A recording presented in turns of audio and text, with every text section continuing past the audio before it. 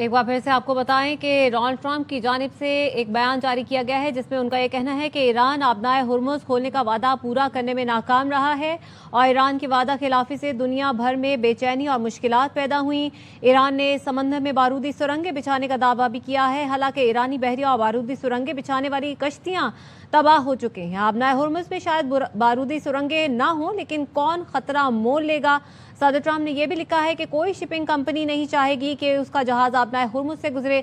इस पर बात करने के लिए हमारे साथ मौजूद हैं हुमा बकाई साहिबा। बहुत शुक्रिया हुमा साहिबा वक्त देने के लिए। इस्लामाबाद में जो मुज़ाकरात हुए उसके बाद अमरीकी सदर का ये पहला बयान बाज़ाब्ता तौर पर सामने आया है, किस तरह से देख रहे हैं आप इसको?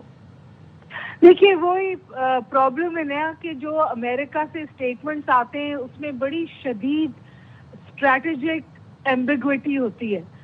ऐसा लगता है कि जानकर कंफ्यूजन को कल्टिवेट किया जा रहा है।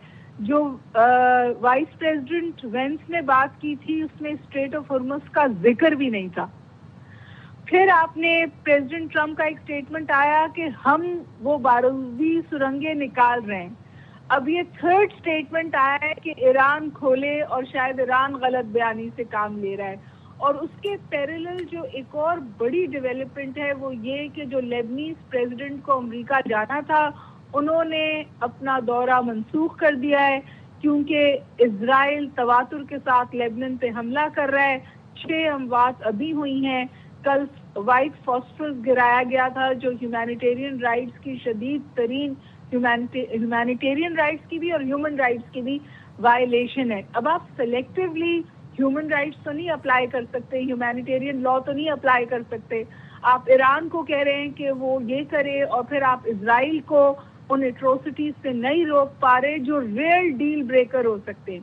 देखिए, इस्लामाबाद डायलॉग की शुरुआत से पहले भी वाज़े तौर पे ईरान ने ये कहा था कि ये जो लेबनान पे हमले हैं ये शायद वो नहीं टॉलरेट करेंगे और वो इसको जंगबंदी का हिस्सा समझते हैं। मैं समझती हूँ कि अमेरिका बहुत थोड़ी देर के लिए इट प्रिवेल्ड ओवर इजराइल और वो थोड़ी सी रोक लगा पाया, लेकिन उसके बाद फिर से लेबनान पे हमले शुरू हो गए, फिर ये स्टेटमेंट्स आने शुरू हो गए।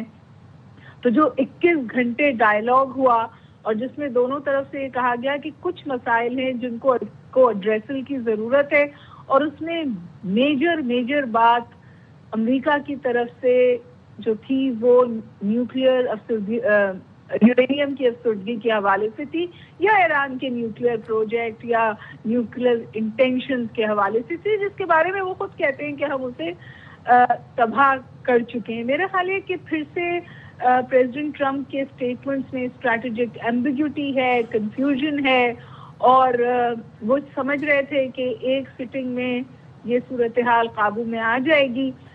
पाकिस्तान में तो ये अंडरस्टैंडिंग थी कि जो दोनों तरफ से बयान दिया गया है उसमें कदर फ्लेक्सिबिलिटी है, और इस फ्लेक्सिबिलिटी के तहत नेक्स्ट फ्रेमवर्क आएगा, सीज फायर इंटैक्ट रहेगा, बल्कि होपफुली सीज फायर में एक्सटेंशन आएगी। लेकिन ये इस तरह के जो स्टेटमेंट हैं वो हो सकता है कि डोमेस्टिक कंजम्पशन के लिए हो, लेकिन उसका असर होता है। और at the end of the day मैं अपनी बात खत्म भी करूंगी, एक बात तो वाज़ेह है ना जी कि ईरान बहुत सक्सेसफुली स्ट्रेट ऑफ हुर्मुज़ को वेपनाइज कर चुका है, और उस स्ट्रेट ऑफ हुर्मुज़ का जो अब उसके पास हथियार है उससे सिर्फ फरीकैन पे इम्पैक्ट नहीं आता, उसका इम्पैक्ट ग्लोबल होता है, उसका इकोनॉमिक इम्पैक्ट जो है वो ग्लोबल होता है। और यही आप देख रहे हैं, यही फ्रस्ट्रेशन आप अमेरिका में देख रहे हैं। और ईरान ने वाज़ेह तौर पे कहा है कि वो उसको लगता है उसे अमेरिका पे भरोसा नहीं कर पा रहा है वो। तो आई थिंक कि थोड़ी सी कॉन्फिडेंस बिल्डिंग मेजर्स की ज़रूरत है, और हम उम्मीद करते हैं कि ये अमन की प्रोसेस चलेगा, क्योंकि कौन फॉरएवर वॉर चाहता है अलावा इजराइल के, अलावा स्पॉयलर्स के? ना अमेरिका फॉरएवर वॉर चाहता है, ना उसके पास डोमेस्टिक एपेटाइट है इसके लिए, और ना जाहिर है कि ईरान फॉरएवर वॉर चाहता है। ईरान गारंटी चाहता है, ईरान चाहता है उसके साथ दोबारा हाथ ना हो, ईरान चाहता है उसके साथ दोबारा धोखाधड़ी ना हो। अगर वो गारंटीज अमेरिका उसको प्रोवाइड करता है तो ईरान हट जाएगा इस जंग से पीछे। ठीक है, डॉक्टर हुमा बकाई साहिबा आप हमारे साथ ही मौजूद रहिए।